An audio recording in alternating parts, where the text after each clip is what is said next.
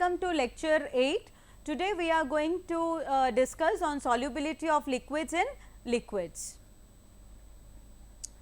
So, why the solubility of liquids in liquids is so important in pharmaceutics?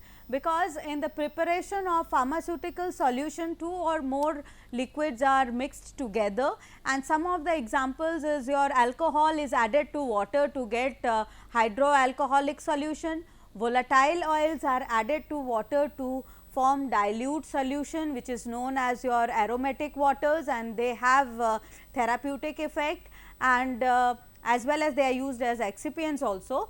And volatile oil are added to alcohol to yield spirit and elixirs, and ethers and alcohols are added to give your collodions, collodions, and the various fixed oils are added or blended to into the lotions and sprays and medicated oils. Okay. Okay. When we discuss about the binary system, means basically when we discuss about solubility of liquid in liquid, then one of the liquid act as a solvent. Suppose we are dealing with two liquids, then one of the liquid act as a solvent and the other liquid act as a solute. One act as a solute and the other act as the solvent, and as two components are there, so it is called as binary system. As two components are there, so it is called as binary system. Then depending on their miscibility, we can categorize these liquid pairs into three categories depending on their miscibilities. Now, suppose first we have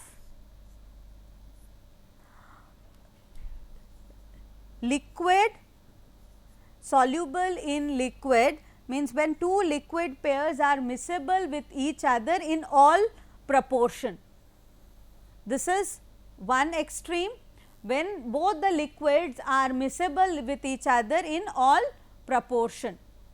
Miscible with each other in all proportion. That means, for example, if we take alcohol and water, okay, and glycerin and water. Suppose I am using 40% of glycerin and 40% and 40% of glycerin and 60% of water, then also they will be miscible. If I am using vice versa, means 60% of glycerin and 40% of water, then also they will be miscible. That means they will be soluble within with each other in all proportion and in all temperature, in all concentration and in all temperature. And basically it is followed by your polar and semi-polar solvents. These polar and the semi-polar solvents are completely miscible with each other, and non-polar solvents are miscible completely with each other, like your benzene and carbon tetrachloride miscible with each other in all proportion. So, they do not offer any solubility problem because they are miscible with each other in all proportion. Then there comes the other extreme, where the liquid pairs I should draw here, otherwise it will be missing. Then comes the other extreme. If I draw like this, here was liquids miscible in all proportion, okay, and here this was one extreme, and the other extreme where the liquid pairs are immiscible with each other, immiscible with each other. whatever composition we take, whatever proportion we take, these liquids pair will not be miscible with each other at any temperature. Okay. So, these are the extreme ends, one which is extremely miscible with each other, whatever proportion you are taking it is miscible, and the other which is immiscible with each other in whatever proportion you take at whatever temperature. In between these two there is a pair, liquid pair, there are some liquid pairs.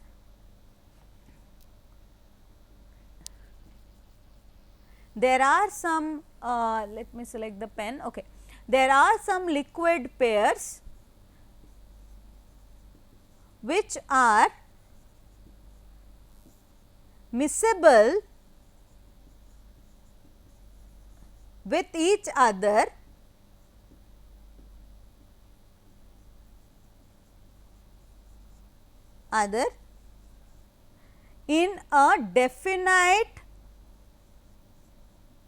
in a definite proportion, that is they are known as partially miscible liquids here. That is the second one where they are miscible with each other in definite proportion, and their solubility is affected by temperature. Their mutual solubility is affected by temperature, and here what happens, they are soluble with each other in definite proportion. They will not be miscible in all proportion, at a definite proportion they will be miscible with each other. Some of the examples are your phenol and water, nicotine and water, then your mutual solubility is affected. So, their mutual solubility is affected by temperature, and here we can draw the phase diagram. We will discuss in details about the phenol water system, and here we draw the phase diagram. Here we have we get a tie line, and this tie line is able to cut the binodal curve, and here as it cut the binodal curve, why it is tie line is so important?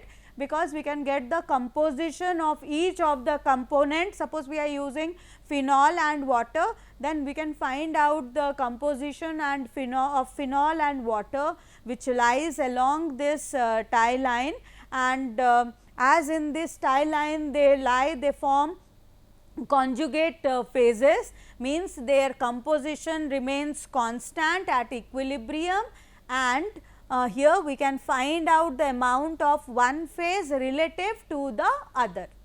Okay. So, we will discuss these points will be more clear when we discuss this using a phase diagram of phenol and water system. And this we already discussed. This is the extreme cases where both the liquids are immiscible with each other in whatever proportion we take. That is your castor oil in water, liquid petrol atom and water, and even water and mercury, they are immiscible with each other in all proportion. Now, before starting the phase diagram of partially miscible liquid like phenol and water system, before describing that system, we should have some idea about the phase rule.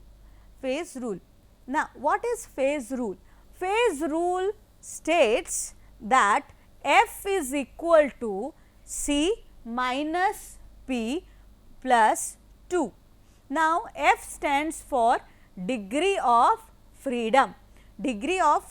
What is degree of freedom? It is the least number. Of intensive properties that must be fixed if we want to describe a system completely. Okay. So, that is your degree of freedom. Okay. And mainly what are the degree of freedom which we consider? It is temperature, pressure, concentration. Okay. So, these are some of the intensive properties which we have to fix if we want to describe a system. Then comes your C. What is C? C is the component, and the smallest number of the of the constituent has to be considered, which can express or tell about the composition of each phase. Suppose I am taking water and oil. So, component means oil is one component and water is one component. Okay. And sometimes, as I said, this component is the smallest number which can the smallest number by seeing which you can find out how much what is the constituent of your phase. Suppose if I am considering calcium oxide, okay, plus carbon dioxide, it gives you calcium carbonate. Okay. So, here if I use calcium carbonate plus carbon dioxide, if I use two components also, then also I can explain all the three phases. I can explain all the three phases. How? Suppose if I am considering calcium oxide and carbon dioxide. So, if I sum up, it will give you calcium carbonate. If I am considering calcium carbonate and calcium oxide, if I consider calcium oxide and calcium carbonate, then what we can say, if I want to present carbon dioxide, then what I can do, calcium carbonate minus calcium oxide, then obviously O is minus, it is 2 left here, calcium minus, that is CO2, and this CO2 we can represent this CO2 by using this. So, in this case, if I use any two components, then I can explain or express the constituents of or the composition of any of the phase. So, here we always take the minimum number of constituents. So, in this case we can take 2. Why? By taking any 2, I can express or I can get the third one. Okay. Now, after component, it is P. P is your phase. What do you understand by phase? Now, what happens? Suppose I have taken a transparent glass and I have added water in it and I have added oil. Now, I can differentiate between oil and I can differentiate between water. Why I am able to differentiate? Because your oil is not miscible with water. As oil is not miscible with water, so what will happen? It will have a separate boundary and water will have a separate boundary. So, if I check, then I can distinguish between the glass, as the glass is also immiscible with both. So, I can distinguish the glass, I can distinguish the water and water phase, and I can distinguish the oil phase. So, how we can define this phase? Phase is a homogeneous physically, see this phase, oil phase means oil is a homogeneous physically distinct portion. Yes, you can separate it out. So, it is a distinct portion of system that is separated from other portion of the system by bounding surface, that is, it is separated by boundaries. So, this defines all the parameters, that is F degree of freedom, C your component, and P is your phase plus 1. Now, as we are dealing with two component system, and in this case, as we are dealing with partially miscible liquids. Partially miscible liquids means they can have two phase existing at once at the same time. Why two phase? See, two liquids, if they are immiscible with each other, the phase at which liquid A is not miscible it is more appropriate if I say not miscible. Okay. So, liquid A is not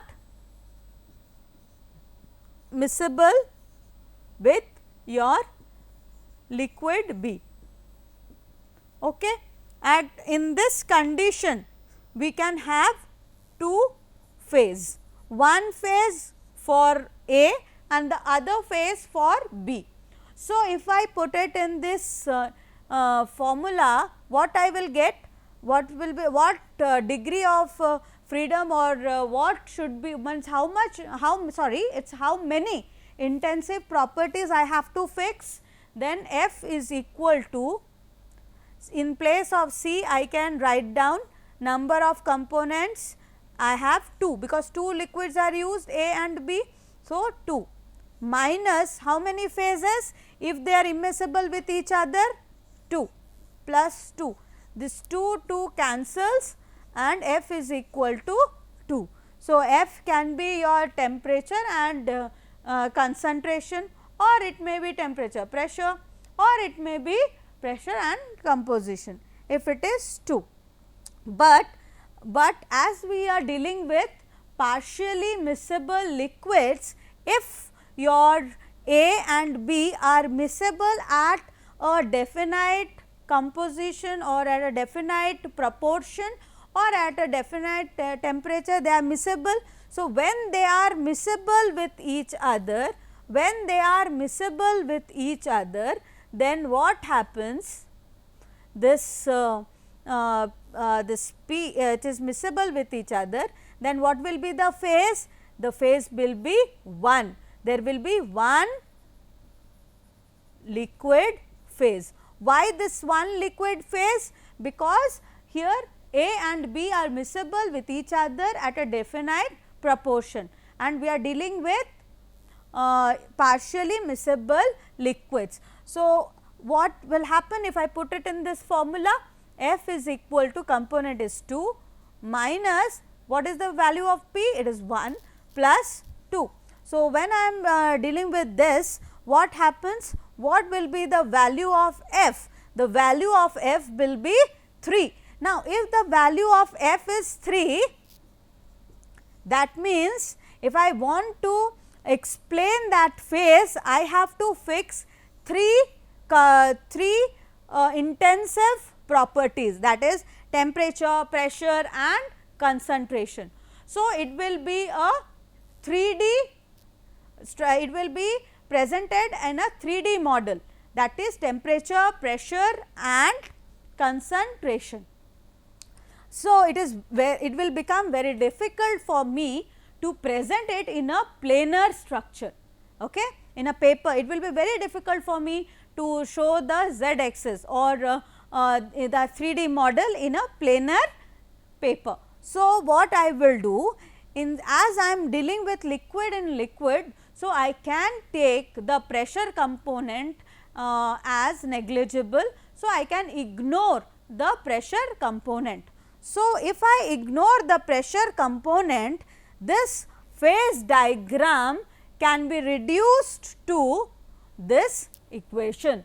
I can reduce the phase diagram, phase rule equation to this equation, that is F is equal to C minus P plus 1. Now, if I put P's value here 1, then maximum F will become 2, but I am able to ignore the pressure parameter. Why?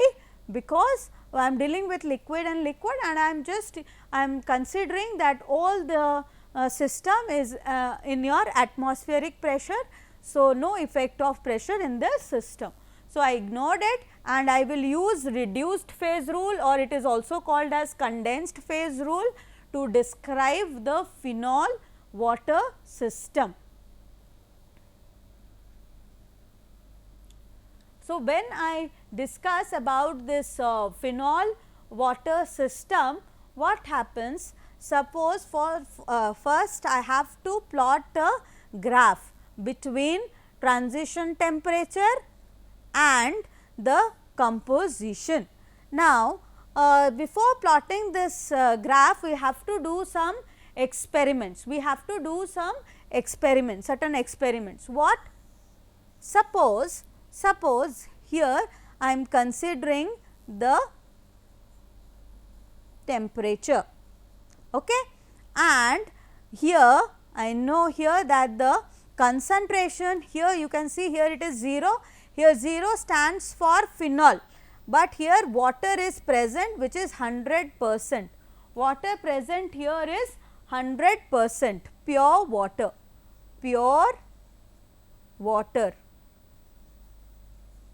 okay, pure water present here is 100%. Here the amount of phenol is 0 at this A, okay, and as we go on, we increase the amount of phenol in water. So, here when we draw the graph, again taking here I have 100% water, okay, and 0% phenol, okay, and as I go on, what I am doing? I am just adding the phenol, in increment in water, and then I am just increasing the temperature and seeing that how it is miscible. So, in this case I will, if I check this left hand side, I will get this left hand curve, this parabolic, okay. If I consider this whole parabolic curve, then this left parabolic curve I will get from this. I will check the solubility or miscibility of these water and phenol taking in different concentration. I plotted the graph, and how long I can plot until it is reaching here, okay, and here the amount of phenol, in some books it has given 34% and some books they have given 33. Here the amount of phenol is your 34%, and here the temperature is your 66.8 degree Celsius. Above this temperature, if I am heating, then it remains in one liquid phase. So, I draw the graph. Similarly, what I did, I took water. Here if I go here, this 100 stands for 100% phenol, and here we go on adding water. Here we have 0% water. So, another graph which I plot from here, I plotted this from this right hand side, it will go and it will also meet here, okay. And here also the temperature will be 66.8 and the concentration of phenol 34%. So, I can extrapolate this to here. So, now what I can get from this curve? So, I got this curve, and you understood how I plotted this curve. After plotting this curve, because I have taken different composition of phenol in water and again water in phenol, and then I had plotted this graph. And after plotting this graph, again we will come to this point. Here I have taken a fixed temperature of 50 degree Celsius. What I did, I took a fixed temperature at 50 degrees Celsius. Now, we will start understanding what it denotes. Now, this G, B, H, C and I, this denotes the area which is limited by temperature and concentration, or you can say composition of phenol and water. And along this line, if I see this curve, if I show this curve, above this curve and at the side of this curve, it exists as one liquid, and within this curve it exists as two liquids. And at A we have 0% phenol and 100% water. So, as we move from the left towards the right, the amount of phenol in water goes on increasing, and this can be called as water rich phase. Why water rich phase? because here the amount of water is more, because here from 100 it is decreasing. So, here it is water rich phase, and similarly when we see it from the right to the left, it is your phenol rich phase, it is phenol rich phase. Now, this B, until this B it exists in one phase, until this B it exists in one phase.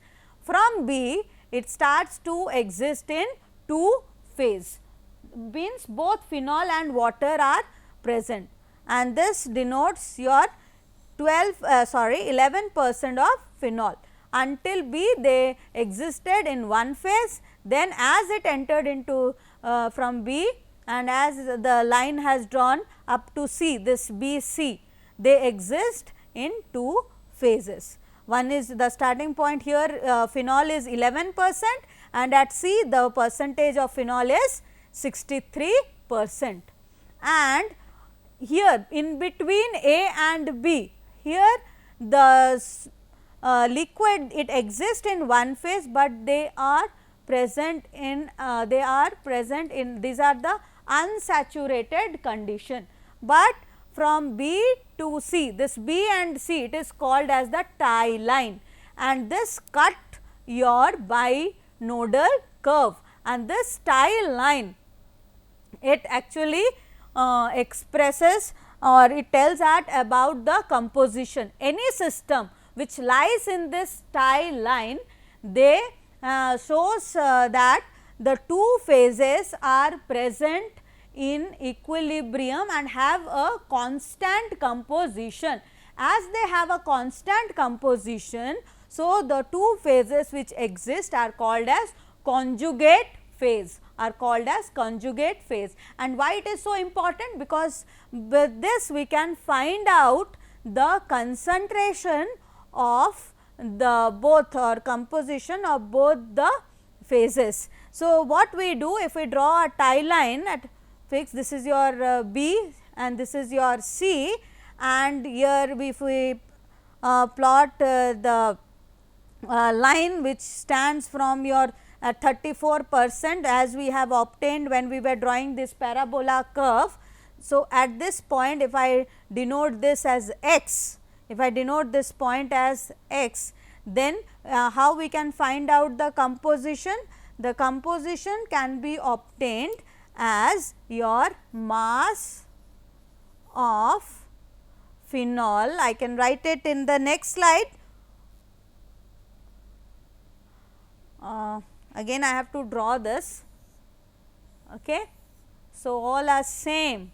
Okay. So, here suppose it is x and here it is B and C, then I can write down that mass of phenol equal to mass of water is equal to your Cx and Bx, this ratio. For then we can find out the composition, because along this tie line whatever system falls, they are having the same constant composition.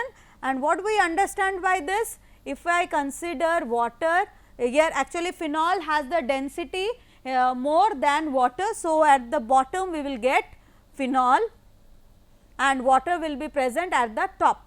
So, here the water phase is saturated, water which is present above, the water phase is saturated with phenol, saturated with phenol, and the phenol phase is phenol phase is saturated with water, saturated with water. Okay. And if this is this is called as CST, that is critical solution temperature. Above this temperature, if we heat, then they will always, phenol and water will exist in one liquid phase. Okay. So, this is the maximum upper limit. So, it is called as the upper critical solution temperature. Okay. So, here we can define this conjugate phase, already we defined. So, it is your critical solution temperature, it is the maximum temperature at which the two phase region exist, and in case of phenol and water it is 66.8, it is 66.8. So, thank you.